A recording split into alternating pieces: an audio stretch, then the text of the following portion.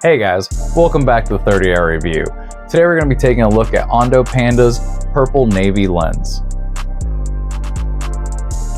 Alright guys, so just to say this right off the back, this is one of the most comfortable lenses I have used. At the end of the day, I have no eye strain or very minimal eye strain from, using this lens. Another thing, it's a very nice like indigo type color, so it's very easy on the eyes.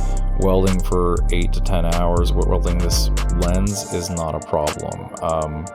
I highly recommend it to anyone if you got any type of light sensitivity. Like, this is a really solid lens. I can't recommend it enough, honestly. I'm very impressed with it, and it's made me go back to just using a passive lens a lot. Like, I choose this lens over a lot of the auto darkening lenses I have just because of how comfortable it is on the eyes.